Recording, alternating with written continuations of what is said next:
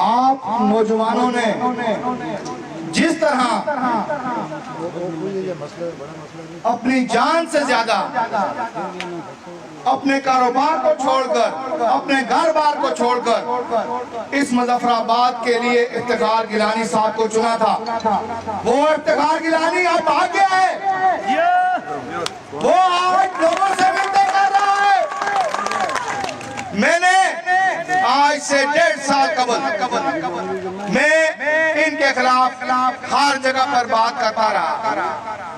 लोगों, आज अगर कोई इनके खिलाफ बात करेगा तो उन्होंने एक ड्राइवर भर्ती किया हुआ है जो लोगों की पगड़ियां उछालता है।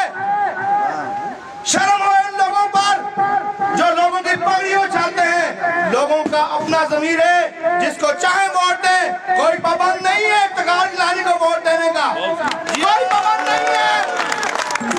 हम इंशाअल्लाह उसको इन्हीं गलियों में वो धक्के खाएगा। वो आजकल वो नाजुक बादशाह बना हुआ है, फिरौन बना हुआ है, फिरौन।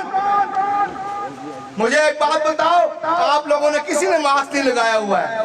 नहीं लगाया हुआ है ना? वो फिरौन मास्क लगा के फिरता है।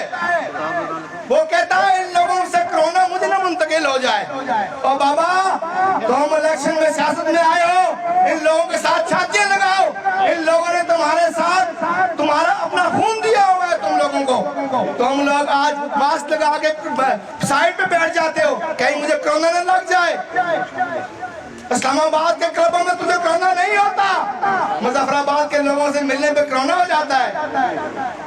शर्म आनी चाहिए आप लोगों को, शर्म कि आप लोगों ने मुजफ्फराबाद के हुकूक को जिस तरह लूटा। मैं चंद बातें ऐसी हैं जो इस सीने में राज है, वो मैं इंशाल्लाह इलेक्शन से पहले वो बताऊंगा आप लोगों को। और आप लोग, मुझे यकीन है, उसको जूतियां मारोगे, उसकी पूरी